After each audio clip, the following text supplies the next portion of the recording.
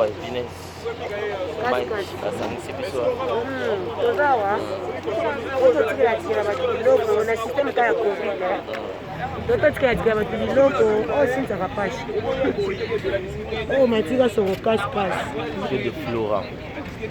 Ouais, casse-casse, moi ça m'a privé. J'habite là et quartier. Kapashi. Mambo to sinza kapashi. La sepeli na ba on va battre sur la statue. La sepeli na ba nganga makasi na ba bizu na ba kitoko. Parce qu'on a ba fito internet. So batuninga yata na dali kone ba yesa none na kaka na lela. Oh ya sana. Goto na lubana na oteza na pesa. Ah. Boko za lope na raison. Ebi na linga tango beta ko.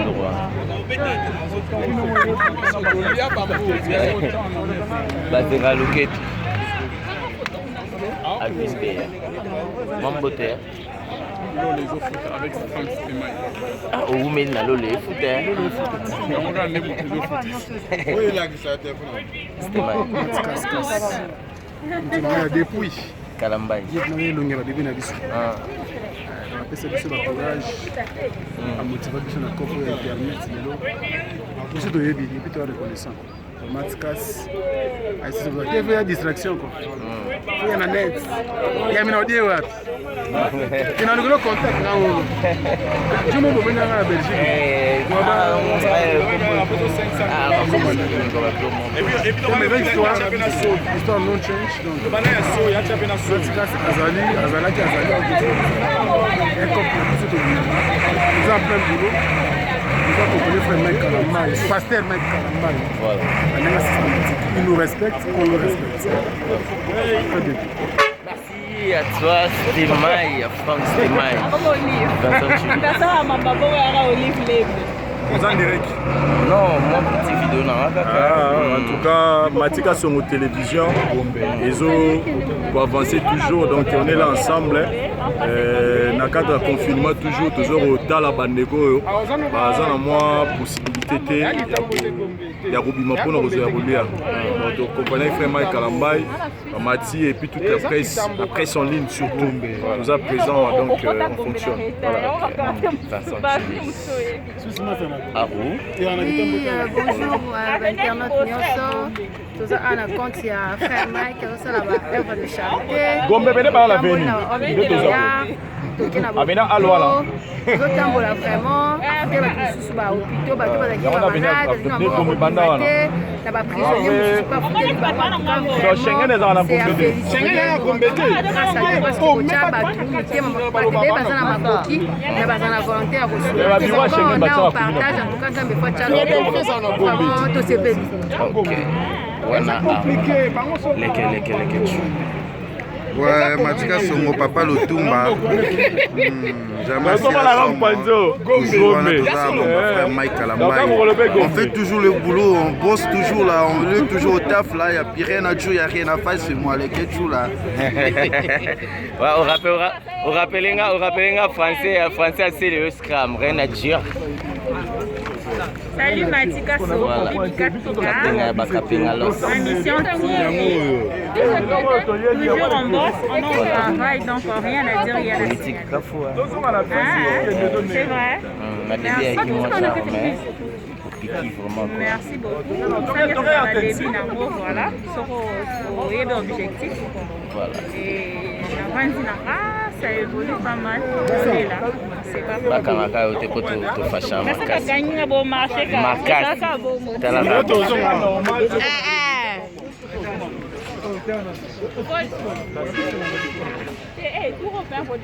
On fonctionne toujours. Ouais, on est là. Je suis avec aussi Siwasto. Ça va bébé? Ça va, je suis juste un peu malade. Mode Mike, le pasteur Mike Kalambai. La fondation Mike Kalambai, félicitations à lui. En tout cas, pensez aux gens, au Songa Baninga, au Kabaropesa, les uns et l'autre, comment on dit et après, ça me motive au fait. On va beaucoup besoin pour la coronavirus. Nous allons pour ça que pasteur kozwa mbongo mabonzo bomba. En tout cas, mon pasteur Mike a sali. Na habité sur Moussala Nzambe déjà saillant. Je suis désolée, mais depuis Azwa Kibiso, toujours tambola, toujours tambola, loko ezaka. Aussi là, c'est dans joyeux banate toké souvent parce que Akani c'est le moutou nyonso. Donc Nzamba la tambola kanisa. Merci beaucoup à toi, Siwasto. Maxime. Félicitations à pasteur Mike. C'est-à-dire qu'il y a une initiative où il y a Boéné, il faut que pasteur Bassala, bateau, pas toucher un peu, pour aider bateau Bazani. Donc, au moment de confinement, bateau belé va travailler, bateau belé va jouer en face, pour à jouer, pour aider Baninga vraiment ils aident bien. Ok.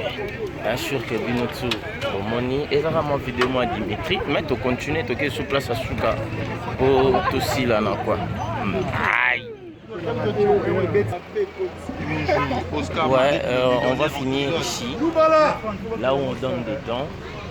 Donc, vous avez belé. Lui, il est là, il vient. En tout cas, on a fait Mike Kalambaye.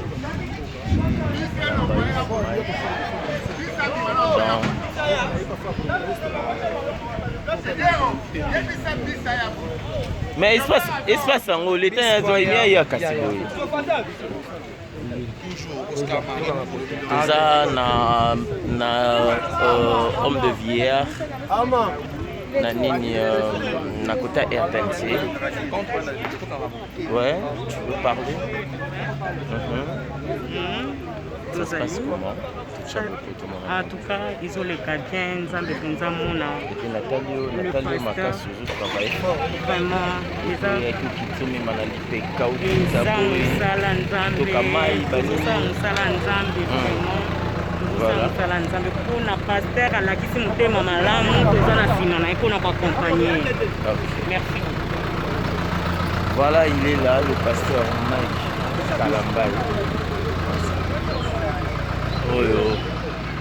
Allez, place à Souka, c'est ici, non? Bon, on va s'arrêter ici. C'est aussi ça. Ah ouais. Vraiment, on a travaillé. On est au promo là. Donc là, on va descendre.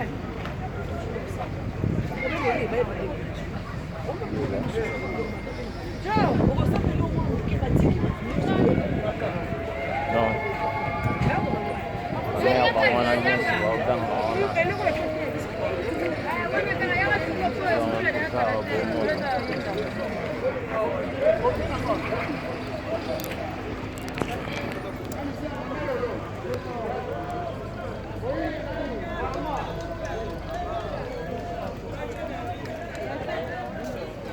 En tout cas, il a beaucoup distribué à PC tellement ébélé.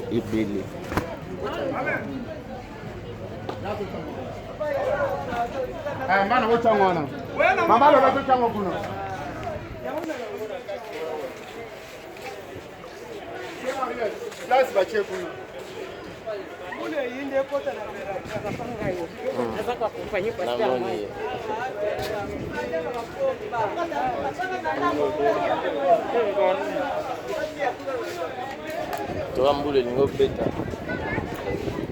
comme na suka to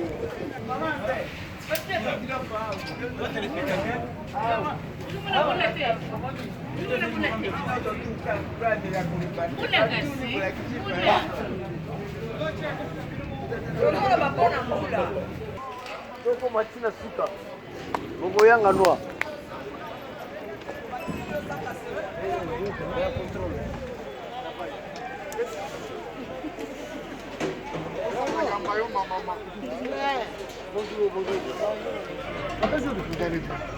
Kigana, un téléphone. Comment je suis votre fils? Mike Kalambaye. Je viens. Comment vous me connaissez? Ngala.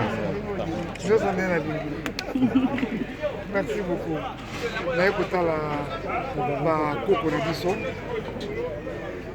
Comme vous le savez, Baza Bateau, Baza le plus exposé dans la période de la pandémie du coronavirus. Alors, c'est ça qui est cané si on a tout ça pour la moindre n'a pas eu besoin, donc on a fait ma commune dans un maison. débrouiller la cadre de la fondation de la fondation Mike Kalamba est un principe conjointement à département de l'action sociale de l'église et le pasteur pour sa langue que tout son rabat de quand même quelque chose administrateur vous allez gérer Bango donc tout nous sont à disposition de l'administration pour voyez pour prendre soin il y a beaucoup qu'on a besoin donc pour monitorer nous avons moi particulièrement aidé nous avons la semoule confinement c'est vrai mais nous avons confiné soit lié de l'autre côté et nous avons besoin d'y na makasi nous avons bomaye alors nous avons la semoule nous avons l'osso nous avons la spaghetti nous avons la mafuta nous avons la madesu nous avons la sukali nous avons la biscuit tant que nous papa nous propose en répéter